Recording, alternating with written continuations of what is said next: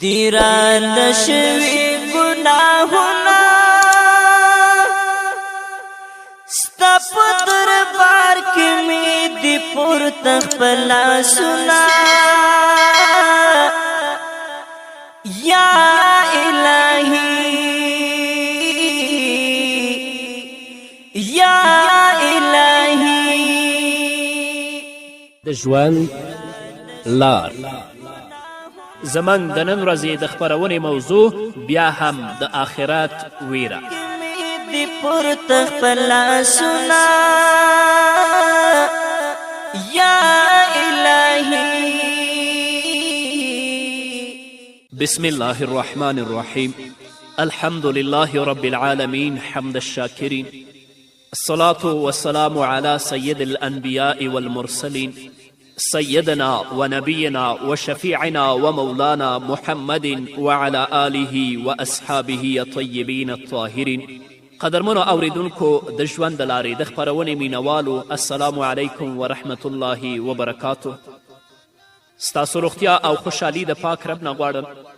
په دې هیله چې د صحت او عافیت جامې پر تن ولرئ او خوشحالي مو په برخه وي دا دی زه محمد یاسین فهیم د ژوند د لارې د خپرونې په وړاندې کولو کې ستاسو په خدمت کې یم زموږ د نن ورځې د خپرونې موضوع بیا هم د آخرت ویره درنو اوریدونکو حضرت عثمان رضی الله تعالی عنه د محمد رسول الله صلی الله علیه وسلم دریم خلیفه و د رسول الله صلی الله علیه وسلم دوه لورګانې په جلا جلا وختونو کې د ده په نکاح کې وي د حضرت ابابکر صدیق او حضرت عمر رضی الله تعالی عنهما نه وروسته د نبی کریم صلی الله علیه وسلم په مبارکه ژبه حضرت عثمان ته هم د جنت زیری ورکړی شوی و ټول اسلامي هیوادونه چې په هغو کې شام، مصر، عراق او ایران شامل دي د ده د خلافت او امارت لاندې و برسیره پر دومره رتبې او منصب حضرت عثمان د الله رب العزت او آخرت څخه ویره داسې وه چې یو ځل یې د خپل غلام غوږ د جزا په تور تاو او د آخرت د ځواب ورکولو فکر دومره خفه که چې خپل غلام ته یې وویل ته دې بدله له ما څخه واخله او زما غوږ تاو کړه هغه غلام د حضرت عثمان رضی الله تعالی عنه امر ومانه او د حضرت عثمان رضی الله تعالی عنه مبارک غوږ یې په لاس کې ونیوه حضرت عثمان رضی الله تعالی عنه ورته ویل داسې نه په زوره سره یې تاو کړه ما ستا غوږ په زوره تاو کړی و په دنیا کې بدل ادا کول د آخرت له قصاص څخه ډیر غوره دي ګورئ د اسلام دریم خلیفه دی د حضرت عمر او د ابابکر نه وروسته نږدې کس محمد رسول الله ته حضرت عثمان دی د رسول الله په ژبه هغه ته د جنت زیری ورکړی شوی خو بیا هم د آخرت نه څومره ویریږي خپل غلام ته وایي چې راشه بدله دې مانه په دنیا کې واخله ځکه په دنیا کې بدل ادا کول د آخرت له بدلې څخه ډیر غوره دی د حضرت عثمان رضی الله تعالی عنه مبارکې سترګې به د الله د ویرې او د آخرت له ویرې تل لپاره لمدې وي او د دوهم ژوند د پړاوونو فکر تل ورسره و کله به چې له مخې کومه جنازه تیره شوه وبدرېد او بې اختیاره به یې له سترګو اوښکې روانې شولې کله به چې د قبرونو له خوا تیرېده دومره به یې وژړل چې مبارکه ږیره به یې په اوښکو لمده شوه خلکو به ورته ویل کله چې دوزخ او جنت یادیږي په تا کې دومره نرمي نه راځي په قبرونو کې کومه خاصه خبره ده چې تاسې دومره نارامه او بېقراره شئ حضرت عثمان رضی الله تعالی عنه به وفرمایل چې د محمد رسول الله صلی الله علیه وسلم ارشاد او وینا ده چې قبر د آخرت تر ټولو لومړی منزل دی که دا مرحله په آسانی سره تیره شوه نو بیا ټول منزلونه آسانه دي او که په دې کې مشکلات رامنځته شول نو ټولې مرحلې به سختې وي او نبی کریم صلی الله علیه وسلم دا هم فرمایلی چې ما د قبر په شان خراب او له مصیبتونو څخه ډک منظر بل نه دی لیدلی حضرت عثمان د اسلام دریم خلیفه دی هغه ته په دنیا کې د جنت زیری ورکړی شوی د الله او د آخرت نه دومره ویریږي زما او ستا حال به څه وي چې تل لپاره ژوند په فساد او په ګناه کې تیروو د الله ویره او د آخرت ویره زما او ستا په زړه کې ځای نه لري نو درنو اوریدونکو مسلمانانو ورونو او خویندو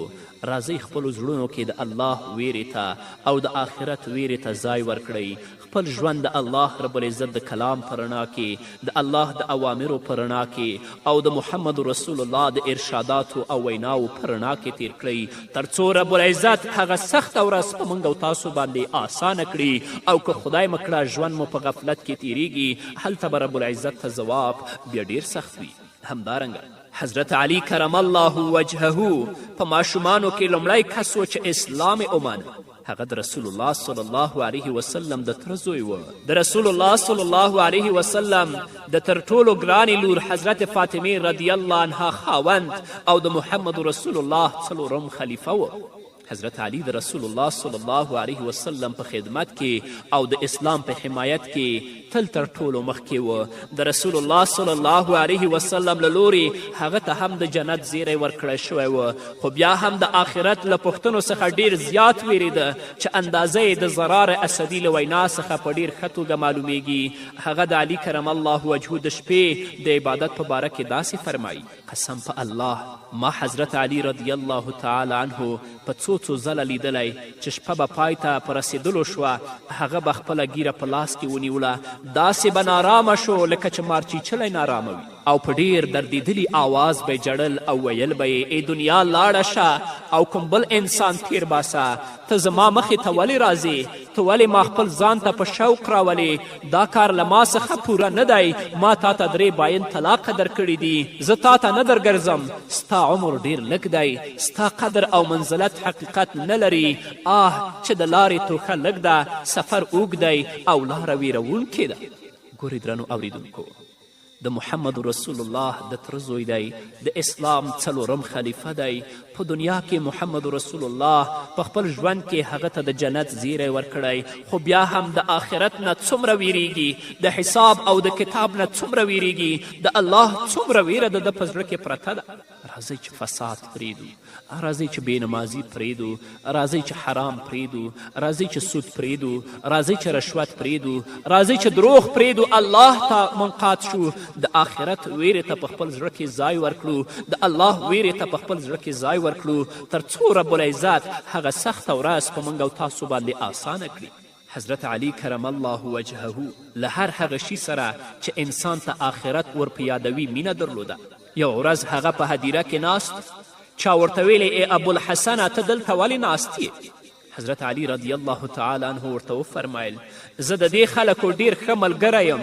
دوی په چا پسې بد نه وایي، په چا باندې بد ګمان نه کوي او سړي ته آخرت ور په یادوي. یو ځل حضرت علی کرم الله وجهه هدیرې ته ولاړ، هلته چې ورسېده قبرونو ته یې وکتل او وی ویل ای د قبر خاوندانو، ای پخوانیو، ای د وحشت او یوازیتوب خاوندانو، ووایئ څه احوال دی؟ زموږ خبر خو دا دی چې ستاسې له تللو څخه وروسته مال مو وویشل شو، اولادونه مو یتیمان شول، ښځو مو نور خاوندان وکړل، دا زموږ خبرې دي، تاسو هم لږ خپل حال موږ ته واوروئ. هغه وخت له حضرت علی کرم الله وجهه سره د کمیل په نوم یو سړی و. هغه وایي له دې نه وروسته حضرت علی کرم الله وجهه ما ته وفرمیل ای کمیله که دوی ته د خبرو کولو اجازه وی نو دا ځواب به یې راکړی چې بهترین سر او سامان پرهیزګاري ده، بل څه نشته. که غواړئ چې دلته کامیابه اوسئ د الله نه وویرېږئ او تقوا وکړئ، خو دوی ته د خبرو اجازت نشته. وروسته له دې حضرت علی کرم الله وجهه په ژړا شو او وی فرمیل ای کمیله قبر د عملونو صندوق دی او دا خبره د مرګ په وخت کې معلومیږي. د حضرت علی کرم الله وجهه دا عادت و چې کله به د لمانځه وخت را ورسېده نو په بدن به یې لرزه راغله او رنګ به یې ژیړ شو. چا ترې پوښتنه وکړه د دې علت څه دی؟ کله چې د مانځه وخت راشي ستا په بدن باندې لرزه راځي او رنګ دې ژیړیږي. حضرت علی کرم الله وجهه وفرمیل د هغه امانت د ادا کولو وخت دی چې الله رب العزت آسمانونو ځمکې او غرونو ته وړاندې که، خو دا ټولې له پورته کولو څخه عاجز شول او ما هغه پورته که، اوس به وکتل شي چې هغه په پوره ډول ادا کولی شم او که نه. کله دې چې مونځ کړی آیا دا فکر ستا په زړه کې ګرځېدلی یا دا خبرې اوس نوې اورې؟ حضرت علی کرم الله وجهه به د خپل خلافت په دوران کې بازارونو ته هلته به چې کومو خلکو لاره ورکه کړې وه ده به لار ورښودله، له باروړونکو سره به یې بارونه پورته کول، د چا د څپلیو تسمه به چې وشلیدله او وبولیدله هغه به یې راپورته کړه او ورته به یې ورکړه او دا آیت به تلاوت کوه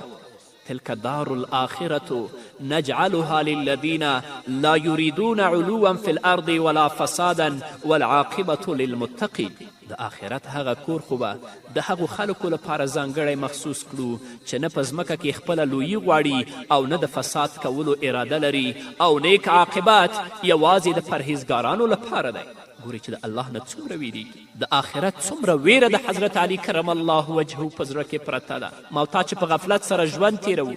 بس د دنیا لاسته راوړل مو اصلي هدف دی، دا تمیز او تفکیک پکې نه کوو چې حلال دی او که حرام. آخرت کې به الله ته څه ځواب وایو؟ راځئ د الله نه وویرېږئ، د آخرت نه وویرېږئ، خپل ژوند د الله رب العزت د کلام په رڼا کې او د محمد رسول الله د احادیثو په رڼا کې تیر کړئ. حضرت علي کرم الله وجهه د خپل عمر په وروستیو ورځو کې خپل زوی حضرت حسن رضی الله تعالی عنه ته یو ځانګړی وصیت وکړ. ټول وصیت نشم را نقل کولی، خو دلته د هغه وصیت څو برخې را اخلم چې د آخرت فکر سره تړاو لري. خپل زوی ته وایي زما د زړه ټوټې دنیا زه پرېښودم او شا یې راواړوله او روانه ده، خو د زمانې د حوادثو یاغي اس زما مخالفت ته تیار دی. زه ګړۍ په ګړۍ آخرت ته په نږدې کېدو یم. له دې څخه مې دا پند واخیست چې د دنیا د ټولو شیانو څخه یې بېزاره کړم. بیا ورته وایي زما د ځیګر ټوټې له هر څه نه مخکې زه تا ته د تقوا وصیت کوم چې د ژوند په ټولو څانګو کې ته د الله رب العزت پوره اطاعت خپل شعار وګرځوه او هر وخت خپل زړه د هغه په یاد تازه ساته او د هغه رسۍ ډیره کلکه ونیسه، نو د چا رسۍ به له هغې زیاته کلکه او همیشنی وي. د پند او نصیحت په غذا سره خپل زړه ژوندی وساته، د زهد او تقوا په واسطه د هغه حیوانیت له منځه یوسه او په هغه کې د یقین زور پیدا کړه. د عقل او پوهې له نور څخه یې ډک کړه. د مرګ په ډیرو یادولو سره هغه د خپل ځان تابع وګرځوه. د غفلت پرده یې څیرې کړه تر څو هغه د مصیبتونو او غمونو لیدلو څخه پند واخلي. هغه ته د تیرو خلکو حال بیان کړه، هغه قومونه چې له تا څخه مخکې هلاک شوي دي د هغو دردناکې پیښې ولوله. د هغوی کورونو ته ورشه او د هغوی نښې او آثار وګوره او فکر پرې وکړه چې څومره ښکلې ودانۍ یې جوړې کړې وې او د هوسایي څومره سامان یې برابر کړی ول او هغه ټول بې ګټې شول. اوس به الله ته ورځي، الله به ترې پوښتنه کوي. حضرت علي کرم الله وجهه خپل زوی ته وایي ته ووایه چې اوس هغوی چیرته دي؟ هوکې، اوس هغوی خپل دوستان او خپلوان ډیر زیات مال او دولت او خپله کورنۍ او اولادونه ټول پرېښودل او د قبر یوازیتوب ته تللي دي. هغه ځای ته تللي دي چې هلته مال، دولت، کورنۍ او اولاد هیڅ ګټه رسولی نشي. تا ته وایم ګرانه پلاره، کله دې د حضرت علي کرم الله وجهه په شان خپل زوی ته نصیحت کړی؟ تا ته هم وایم ګرانې مورې، کله دې د حضرت علي کرم الله وجهه په شان خپل زوی ته وصیت او نصیحت کړی؟ یا تاسو په دې باندې خوشحاله یې چې اخلاق و اعمال و لباس هر څنګه وي ما ته د دنیا راوړي، د آخرت په ورځ به الله ستا مور او ستا پلار نه پوښتنه کوي. بیا خپل زوی ته وایي زما د سترګو رڼا، په خپل لږ عمر مه غولېږه، په مرګ هیڅ باور نشته، ته به هم یوه ورځ ناګهانه هلته ولاړ شي، ځکه له سفر څخه مخکې د سفر توښه برابره کړه او آخرت ته ترجیح ورکړه. الله دې موږ ته هم په دنیا کې د نیکو اعمالو توفیق راکړي چې خپل ژوند د الله رب العزت د کلام په رڼا کې او د محمد رسول الله صلی الله علیه وسلم د ارشاداتو په رڼا کې تیر کړو او د آخرت توښه برابره کړو. په همدې هیله درنو اوریدونکو نور به واورو خو د یوې دمې نه وروسته. وای د ګناهونو معافي غواړم، ستا په دربار کې ربه ژاړم، ستا په دربار کې ربه ژاړم. دې رانه شوي ګناهونه نور می توبه د بیا بن کړم بدګرونه. یا الهی تیرانه شوي ګناهونه ستا په دربار کې مې دي پورته خپل لاسونه. یا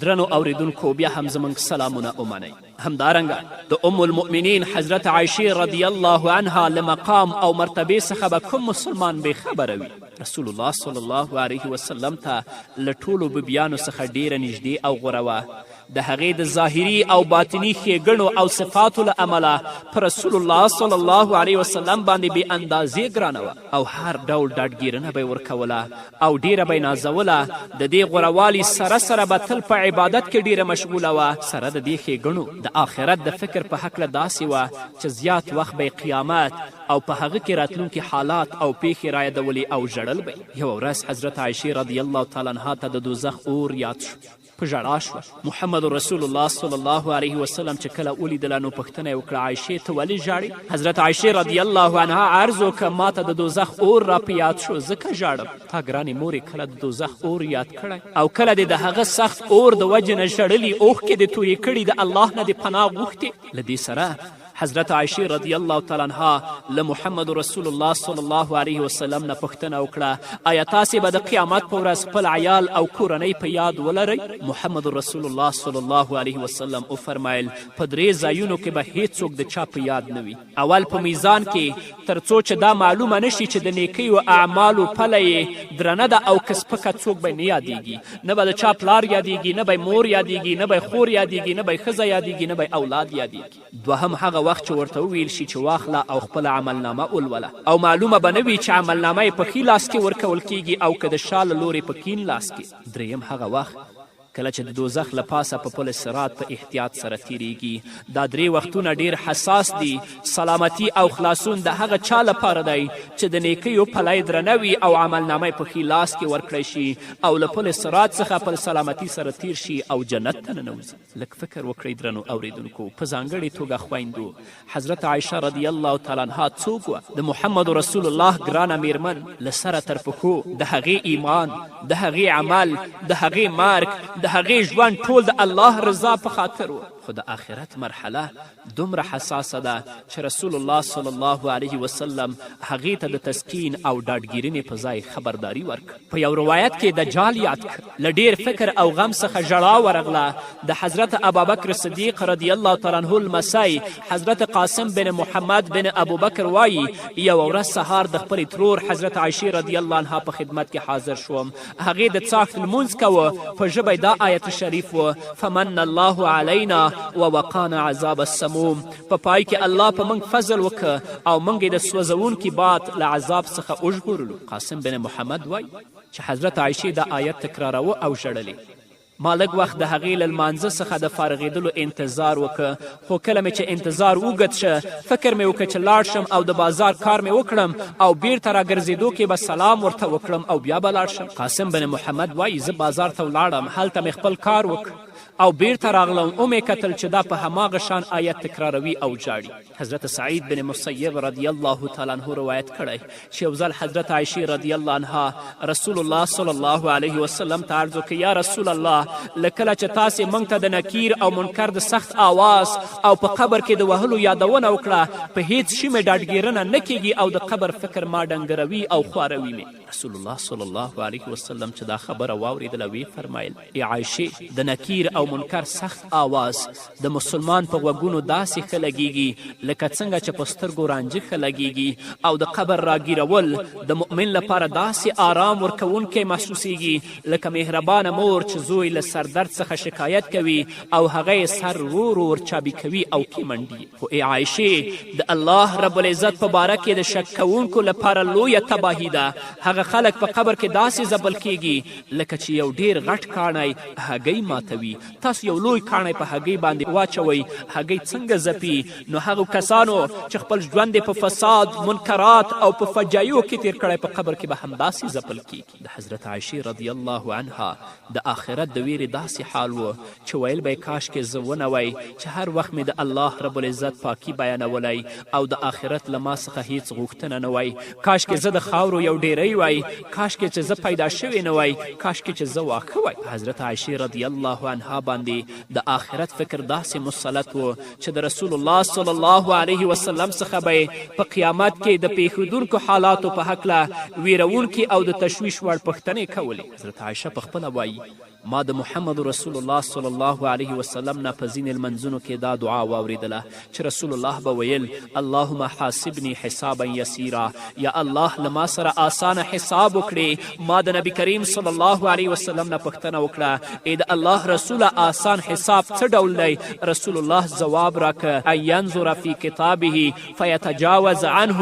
انه من نوقش الحساب یومئذ یا عیشة هلک. آسان حساب دا دی چې الله تعالی د یو انسان عملنامه ګوري او له هغې څخه تیر شي. ای عایشې په دې ورځ کې کله چا سره حساب کتاب وشي نو پوه چې هغه هلاک شو. یوه ورځ رسول الله صلی الله علیه وسلم وفرمایل د قیامت په ورځ به ټول خلک بربنډ لوڅې پښې او ناسنته راپورته کیږي او د الله په حضور کې بدریږي. حضرت عایشې رضی الله تعالی عنها چې دا خبره واورېدله محمد رسول الله ته یې عرض وکړه ای د الله رسوله ټول نر او ښځې به یو ځای په همدې حال راپاڅېږي چې یو به د بل لوڅ بدن ویني. رسول الله صلی الله علیه وسلم په ځواب کې ورته فرمایي معامله به له دې څخه ډیره سخته وي چې خلک دې یو بل ته وګوري. مطلب دا دی چې د دې ورځې ویره وحشت او غم به دومره زیات وي چې هیڅوک به د خپل یا د بل د تن او بدن په فکر کې نه وي، ټول به د خپل خلاصون چرت وړي وي. ګورئ د محمد رسول الله میرمن ده، رسول الله ته ټولو میرمنو کې ډیره ګرانه ده، ام المؤمنین ده، د ابابکر لور ده، بیا هم د الله نه څومره ویریږي، د آخرت څومره فکر د دې په سر کې پروت دی. تا ته وایم ګرانې خورې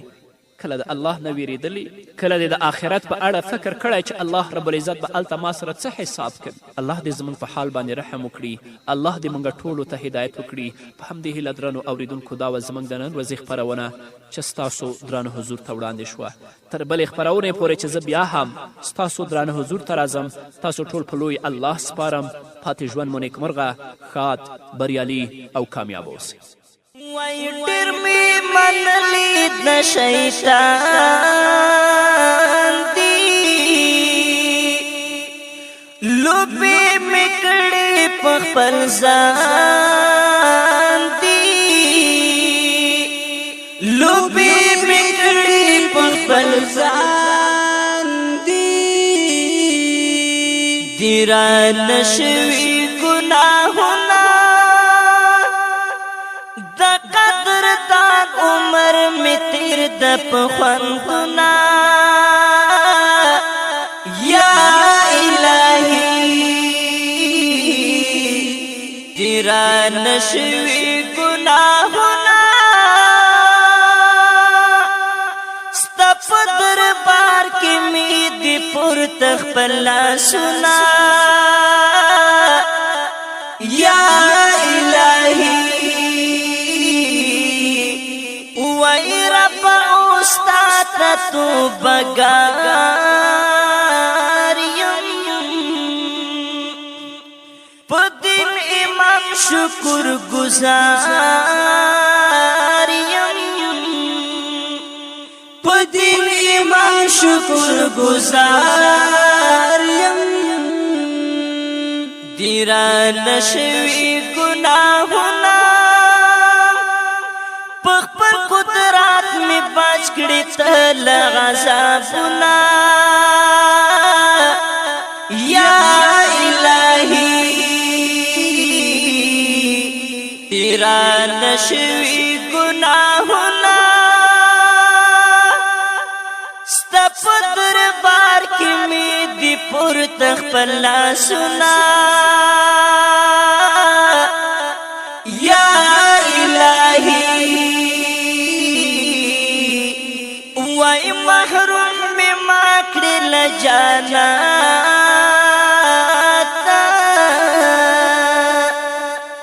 بلدنا بيد شفاعت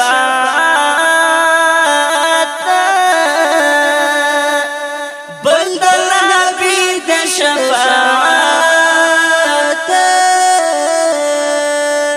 دیرا نشوی گناہنا